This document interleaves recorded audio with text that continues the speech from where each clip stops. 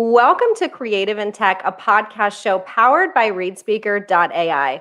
I'm your host, Carrie Roberts, and I'm the brand evangelist for North America at ReadSpeaker.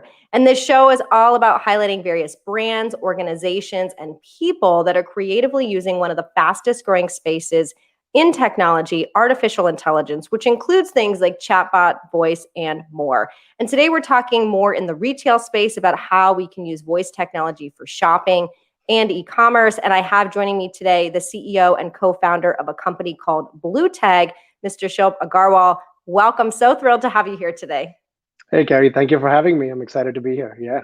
Yes. So we were just talking that the last time I saw you was in person right before the pandemic. So I'm so excited that we are chatting again. And before we get into everything, you and your brother, you worked together, you founded this company, and you've been in retail for quite a long time. What is it about this kind of intersection of retail and voice that really excites you and that you're passionate about personally? Absolutely. So as you know, my background has been in digital retail pretty much all my career. Prior to this, I had a company selling, fine jewelry online, which we started in very early days of e-commerce. So it was not a simple task, to say the least. A few things that were pretty obvious. The cost to acquire that customer was super high. The only way that business would make sense is if we were able to extract good lifetime value out of that customer. So in order to do that, there was a lot of personalization that was needed. Things that are pretty common and standard now, which were not that obvious back then, is something that we had to really focus on. What is that? How do we follow that individual user and their journey, as opposed to just segmentation for people who might be similar. And so I think that's where my focus always has been. I've always been passionate about giving that experience to end consumers and giving them that aspect, giving the retailers that aspect of how do you develop a loyal customer for the long run. And when these initial voice devices started coming in, it was an instant reaction that to understand somebody's intent through voice and deliver shopping is going to be the ultimate way to personalize somebody's experience. It doesn't just limit to voice now. Screen devices, multimodal experiences, you can pretty much talk to screens and speakers. So that's kind of how the idea of Blutag was born, and here we are. Built it into a platform where we see the need, and we kind of are just going for it. Yeah. Yeah, and we've seen so many more people using stuff online, mobile apps, voice, and more, especially during and after COVID, because people were home. What have you kind of seen in terms of either your own clients or just research and retail in general in the past year or two in terms of where it's going? So there's two different aspects that we've noticed, right? So one is that smart speaker usage in general has gone up like 35% since the beginning of pandemic. The simple reason for that is there's more people at home, really looking for more things to do with their smart speaker than just listen to music and check the weather. And they're exploring various aspects of voice, and there has been a little disconnect. People actually have started realizing the different things that they can do with their voice assistants, as opposed to just the basic things that kind of people knew a couple of years ago. When it comes to retail particularly, that has grown exponentially since the beginning of pandemic, is because two things. One is, as I mentioned, the smart speaker usage went up, and at the same time, retail has really changed forever, right? So people who first time shoppers online, people started doing grocery shopping that they've never done before, and that behavior change has stuck with them. So those are the things that when people start ordering groceries online, that's a habit they're like, okay, this is actually pretty convenient, and it's not as painful as I initially thought it was going to be, so I'm just going to keep doing this because it makes a lot more sense. So because we're on the intersection of both e-commerce and voice, that's where we've seen tremendous amounts of growth and multifold growth for that matter. And it's not just limited to reorder replenishable categories, but other categories that require even visuals. And I can talk a little bit later on kind of how that works when we talk a little bit more about like kind of the screen devices and multimodal. But yeah, so it's been a lot of that, and we've kind of been excited about that. So the other aspect is that there's not just smart speakers at home. Now that people are starting to drive again, all the new cars are now coming with voice built into it. Whether it's Alexa, Google, they're all coming equipped with the cars. So it's just it's pretty amazing, the potential of where we see voice to go.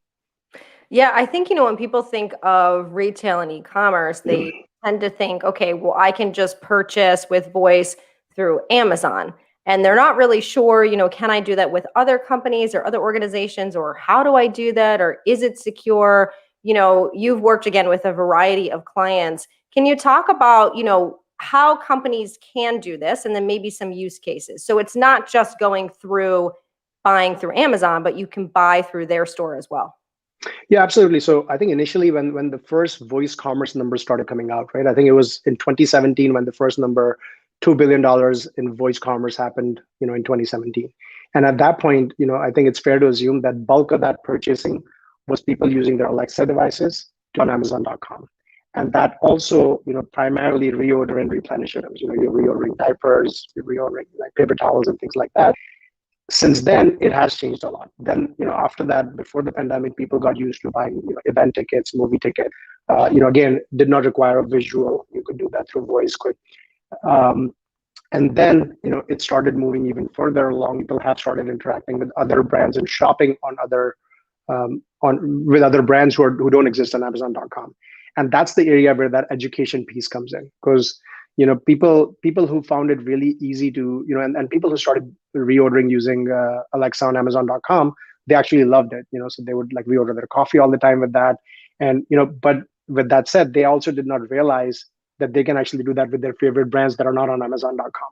So that's the education piece that we have been working with brands, a lot of the direct-to-consumer brand, retail brands that don't have presence on Amazon.com, to let them know that your customers can still shop on Alexa, on Google Assistant through, directly through your website. So for that, our platform is integrated with all the, top e-commerce platforms, Shopify, Magento, BigCommerce. We just, completed Demandware integration as well. And essentially, we're giving that same experience of somebody to be able to quickly interact with their brand on, the way they did with Amazon. They can now do it directly with their own platform.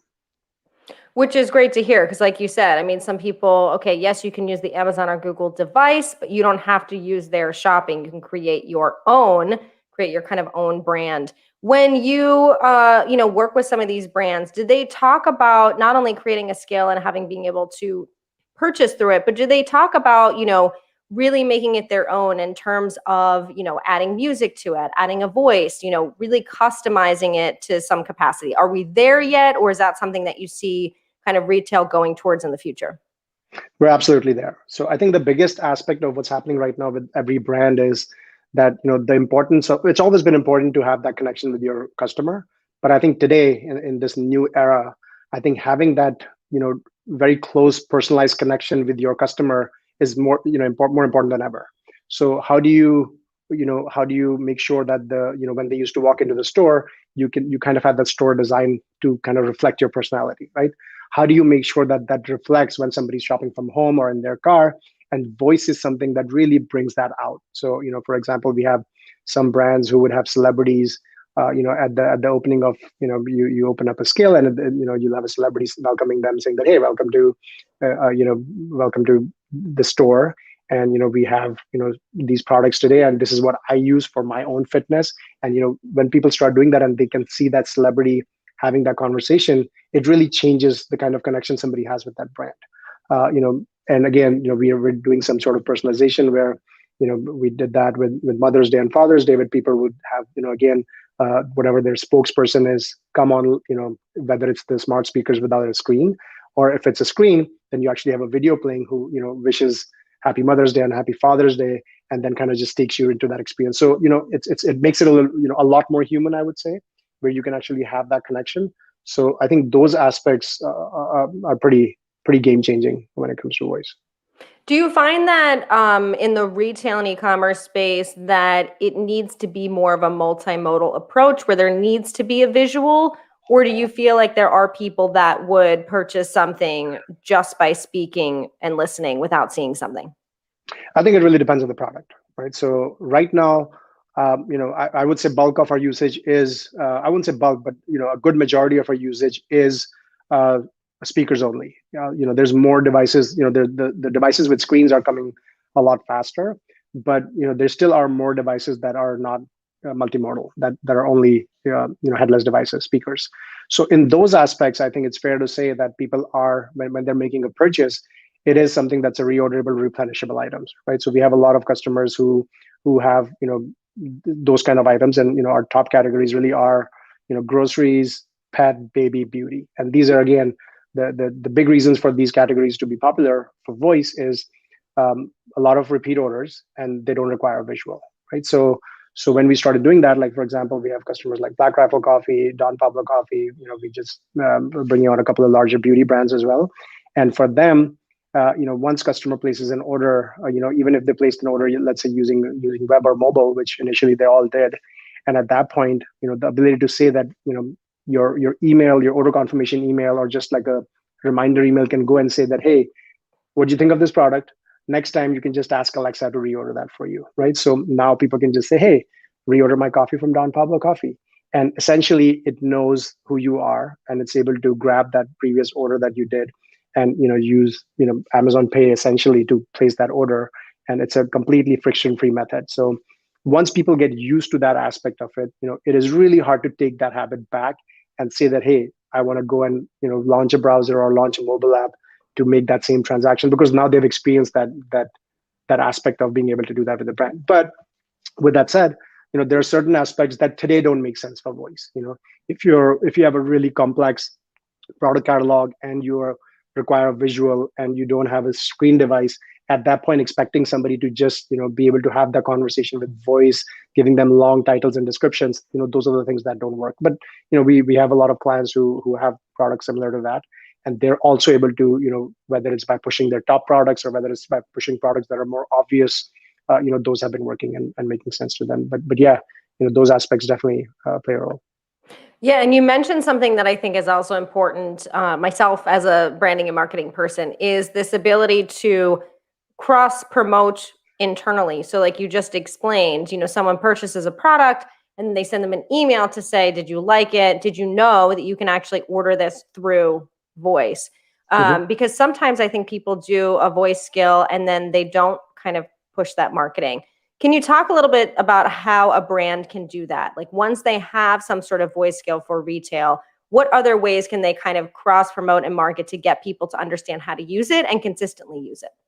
Absolutely. So that has been, as from your background with voice as well, is that discovery has always been like a touchy subject for voice apps and voice developers and brands who are working on that. And we have a platform. Yes, it's an easier way for brands to experiment and get started. But there's a lot of brands who have spent a lot of money through agencies and stuff trying to build branded experiences where you can also experience that brand through voice, have interactions, quizzes, but also complete a purchase. And they develop this app, and all the testing data, everything looks great. We're like, okay, perfect. People are going to love this app, but then nobody uses it, right? So, and I think one thing that brands have kind of, I would say, made a false start in has been saying that, okay, let's try to take our website and let's put everything on voice. And I think that's been, that has been the initial mistake that a lot of brands did, and not focusing on which aspect of that voice experience is something that people actually will be able to interact with, because we can actually make aware, bring them awareness. But saying that, let's just bring our entire product catalog, give them the whole experience and they can use voice. It doesn't work. So the way the brands need to think about is, what are these quick tasks that somebody can follow, right? And I'll give you an example of some very, they sound very basic, but it's so important to have that for your, loyal customer base. Is quickly being able to check your order status. Again, our customers, when they place an order, even the first order is online, over there's a quick link saying that, hey, click here to track your order using Alexa, right? It's very simple, but when they click it, you actually can get a notification on your device when the order is about to ship. At the same time, now people already know that, hey, I have this brand that's on my smart speaker. They start asking questions, well, hey, where's my order? What's my order status? You get another notification when it's delivered. So what that does is that, these are the areas where they are very, very soft touch points, but you've actually given them, made your customers aware that they can do this. Now, once they do that, that's where, when next time you send an email about an order that they've placed and say that, hey, next time you can also order using, your smart speaker, it is a very easy, they can relate to that really easily. They're like, okay, yeah, I checked my order status. All I have to say is reorder, my lip gloss from this brand, and it just reorders it for you. And, so those are the areas, so I think brands, the way they have to think about is, how do I make sure that make my customers aware of a certain action when they're about to take a certain action, whether it's placing an order online, whether it's checking their order status, let them know at that point that, hey, you can also do this using your voice assistant. And those are the things that, and people love doing that. Honestly, people actually look for more things to do with their voice assistants. They're like, oh, cool, I can check this. I can check order status using voice. I'm just going to ask my device.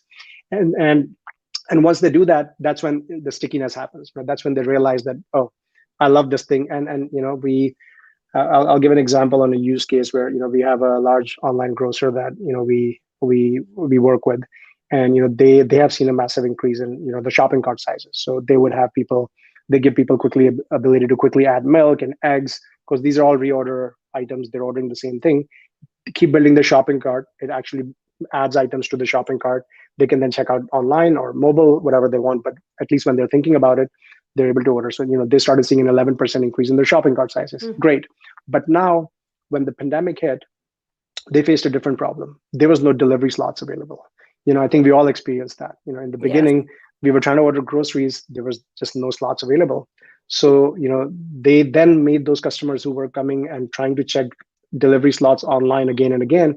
They told them that, hey, you can also ask your voice assistant. You can also ask Alexa for the next available delivery slot. People said that, okay, I'm home. They started asking that question.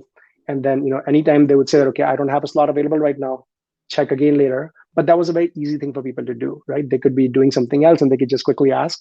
It said that, okay, I have a slot available on Thursday at 2:00, or give them a window. Would you like to reserve that? They had to just say yes, and it was reserved that spot. So now that came out of a pain point where people are like, okay, it's easy for me to just quickly check again, like 7 times a day.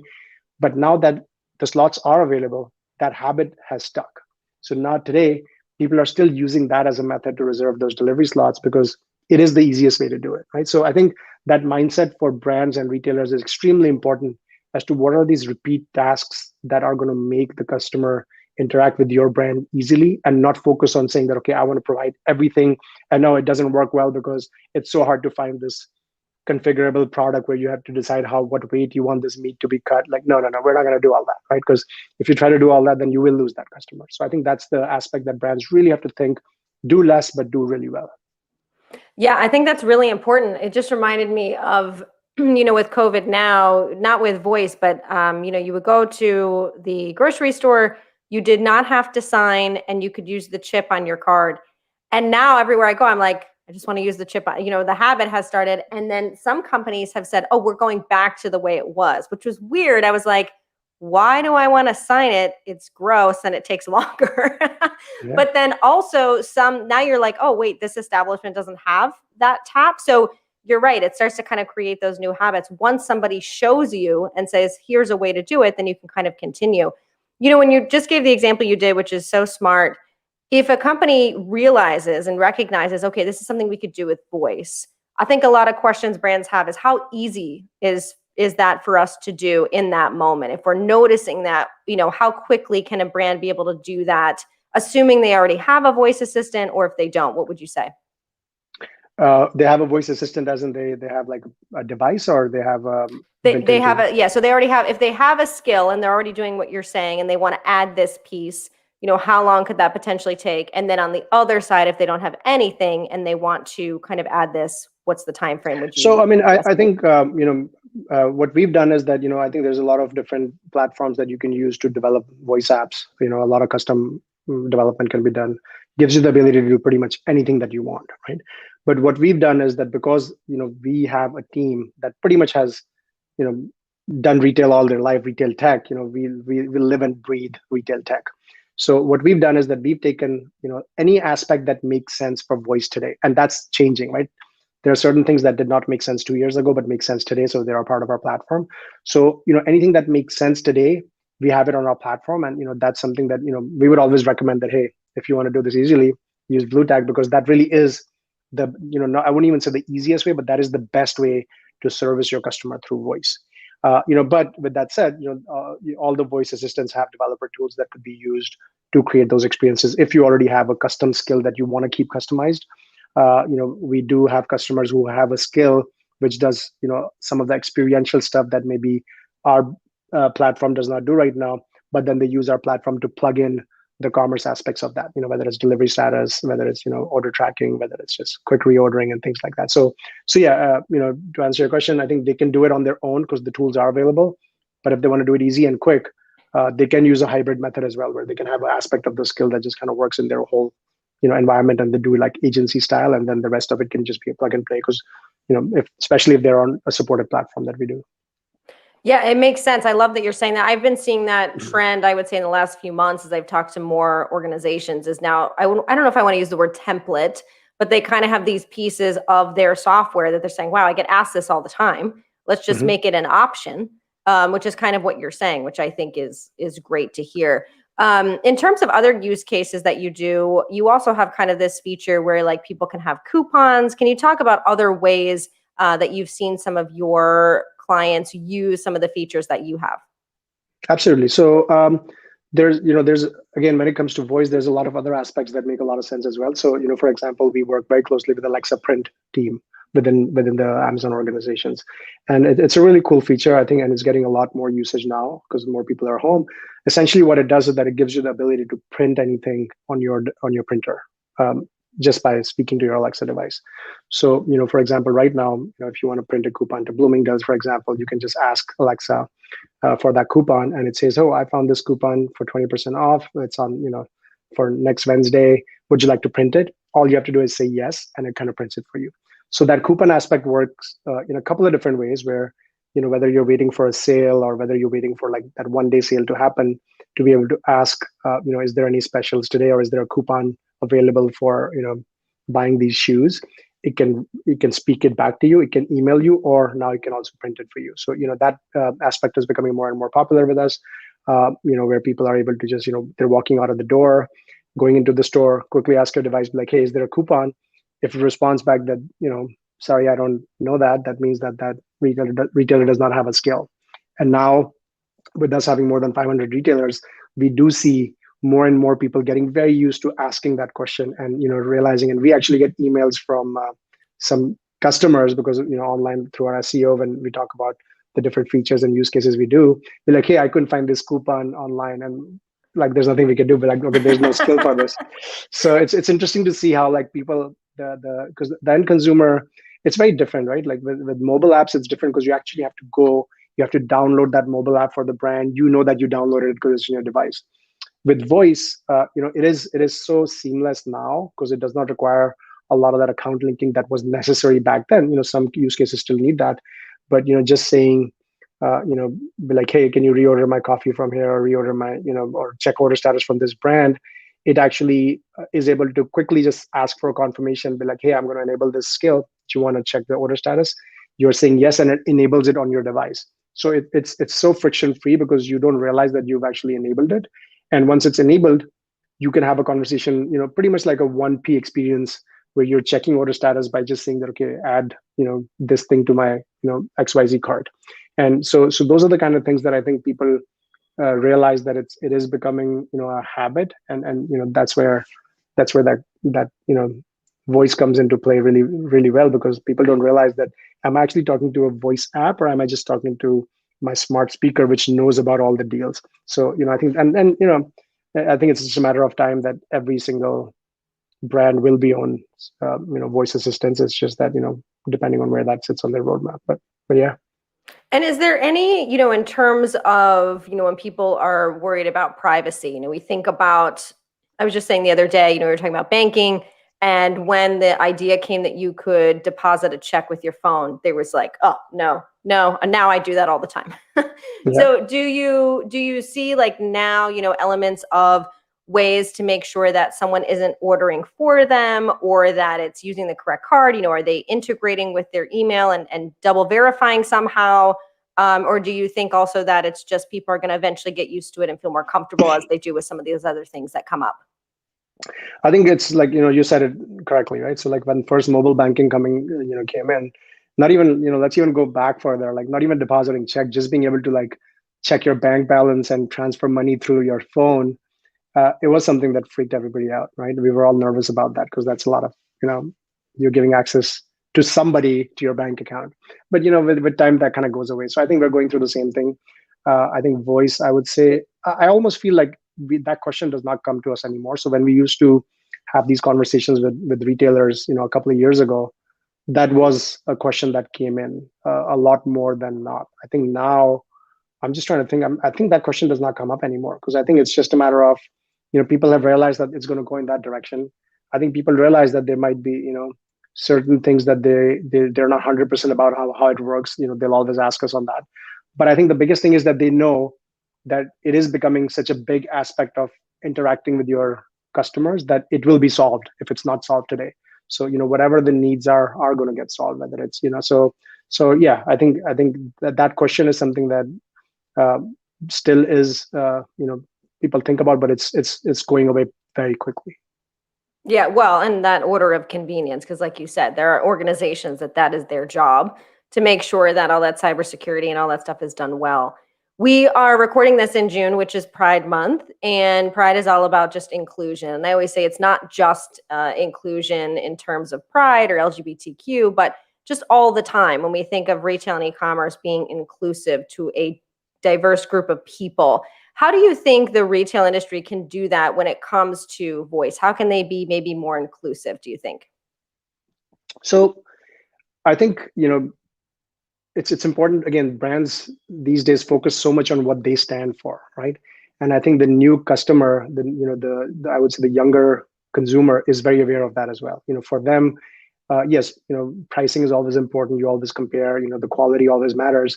But I think the purpose of a company has become more important than ever before. So people do that on their online, through their mobile.